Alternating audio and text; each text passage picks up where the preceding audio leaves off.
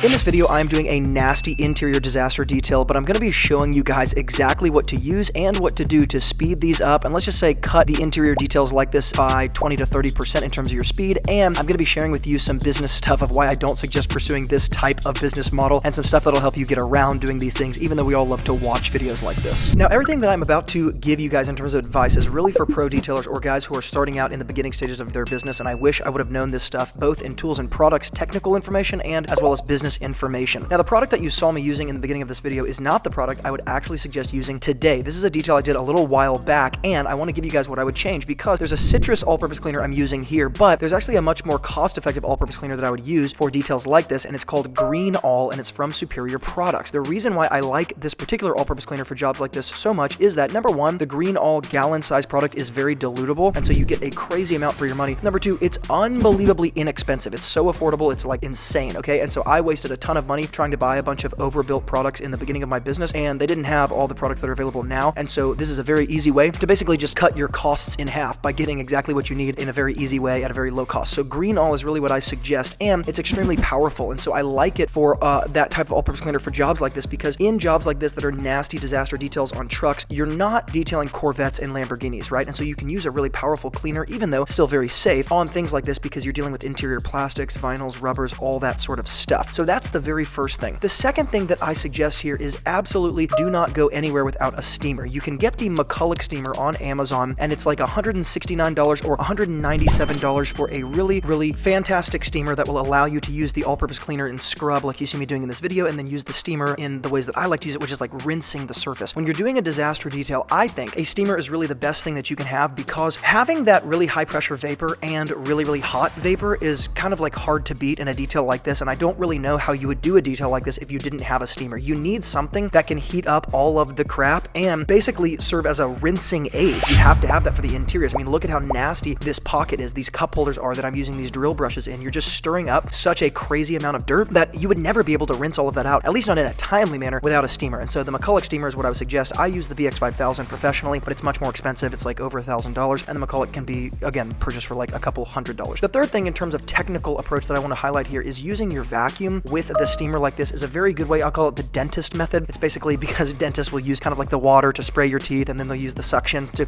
suck all of the water out. That's basically what I'm doing here, except what I have is a separate wet and paper filter in my 4-gallon rigid shop vac. So when I'm doing an interior detail like this, I always like to have a separate paper filter for basically wet jobs. So I know you're supposed to have a wet filter for wet jobs, and I do use that often, especially when I've converted a vacuum into an extractor. I use exclusively a wet filter. But what's happening here is if you were to use the same paper filter that you use just kind of generally speaking inside of your shop vac or your rigid vacuum, you're going to make it really disgusting doing a job like this, because you have to suck up stuff that's wet. There's just no way around it. And so I actually have two different paper filters as well as a wet filter, again, for the extractor portion, but I like to use the separate paper filter that I kind of call like my nasty, disgusting filter that I can get kind of wet even though it's not supposed to get wet, sit it out in the sun afterwards, blow it off, and it'll last for as long as I need it to last. And I don't do a lot of details like this anyways, but that's what I would suggest doing to make sure that you don't ruin your filter and you actually get the job done a little bit faster. You can steam and vacuum at the same time. There's no sense in using your microfiber to mop up everything that you see. Now, to step back for just a second and talk more in terms of business model and a little bit of business sense here, I want to highlight something that I think took me a little too long to realize in my detailing business, and it probably sounds obvious to you guys, but one of the days that I kind of realized that I couldn't keep doing disaster details, or I couldn't keep doing just interior, exterior, basic details, is kind of when I realized that there's a market cap on your prices where no matter how many details you're able to get through, you're going to have a margin problem at some point, even if you hire contractors and employees and all that sort of stuff. So let me explain what I mean by that. One of the reasons why I always preach against doing disaster details like the very detail you see me doing right here is because let's just assume that I'm not doing disaster details and I'm just doing basic details. From just a business model perspective, there's sort of this capping out that's going to happen over time. And as I explain this, I want to make sure that I include the caveat. There is no reason as a beginner detailer or as any detailer whatsoever to avoid doing interior details or exterior details or building up a big client list of interior, exterior, basic detailing. The only thing that I'm highlighting here is that there is an end to the amount you can charge for details like this, and the only way to start increasing the amount of income you can produce through details like this is to do more of them. And oftentimes when you're a solo detailing entrepreneur, this can become problematic, because rather than increasing the value add that you're bringing to the table and therefore increasing the prices you can charge, you're stuck at a certain hourly rate that you can't bypass. And here's what it looks like. If I can charge, let's say, around $350 to $450 for an interior detail like this, let's say that I have a really booming business and I've got a great reputation and people are really willing to pay me higher prices than other people, there is still a market cap to the amount of income or the price I'm going to be able to charge for a truck like this, no matter who the person is or how big my business is. Let's just say maximum I can charge $600 $600, $700 for an interior exterior detail on something like this. I'm going to start to approach the range where I can no longer charge that, and really that's probably being kind of generous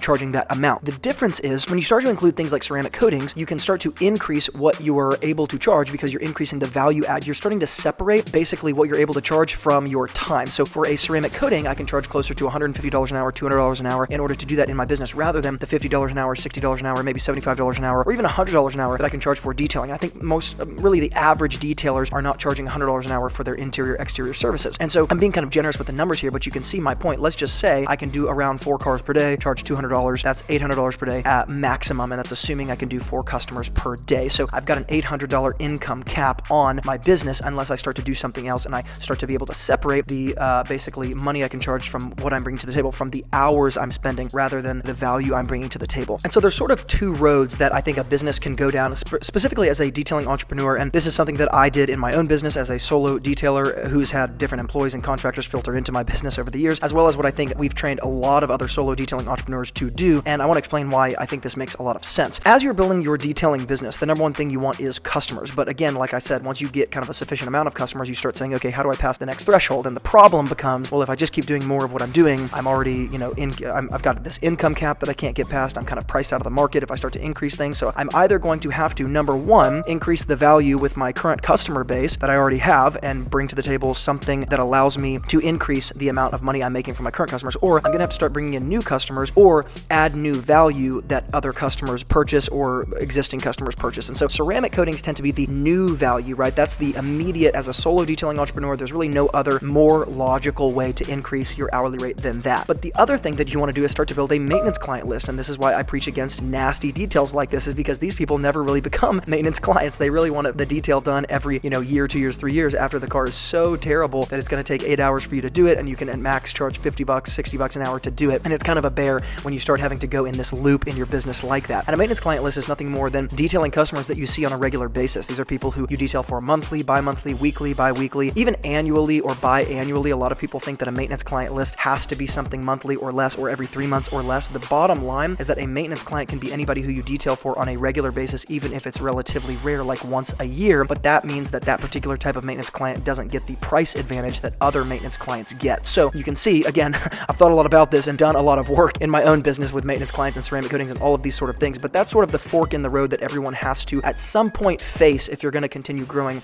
your detailing business. Now, as we close out here, I want to come back to the tools and products and give you really the top tools and products that I think you should have in addition to what I've already explained just in terms of an all-purpose cleaner and a steamer, because these are things that are inexpensive, that have to be inexpensive for a nasty interior detail like this. You shouldn't be using a bunch of expensive stuff to do something like this because you're going to ruin a lot of stuff, okay? Number one thing I want to point out here is the Members Mark microfiber towels. I love the more expensive microfiber towels. I love the Rag Company's microfiber towels, but those are things I reserve for not this, okay? Because they're a little bit more expensive. So the Members Mark is the Sam's Club original or generic towel. You can get them at Sam's Club. You can buy them on Amazon as well. I'll link up all this stuff in the YouTube description box below. These microfiber towels are really easily disposable. I don't feel bad about throwing them away because they're so cheap, and I can downgrade them after using them here if I need to, after I wash and dry them if they didn't get too bad. Those microfiber towels are what you want to use. Secondly, I suggest using a magic eraser on interiors like this because it's going to speed you up like crazy, just like a steamer is going to speed you up. It rips off that film that's sitting on all interior surfaces, including the leather, because it's not real leather, right? It's kind of coated in this clear coated plastic. But do not get the Mr. Clean magic erasers. It's insane. Get the generic version. I'll link those up in the YouTube description box below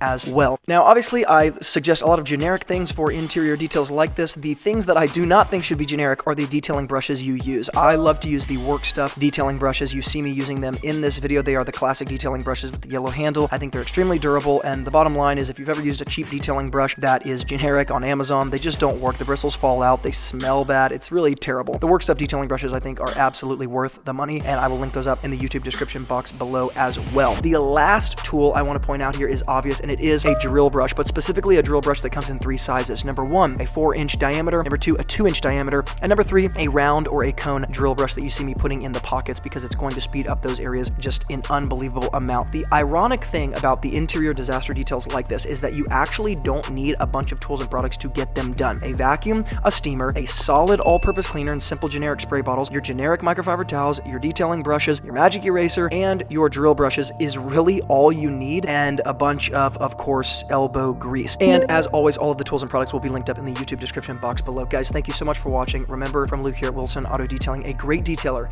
is always learning, and I will see you in the next video.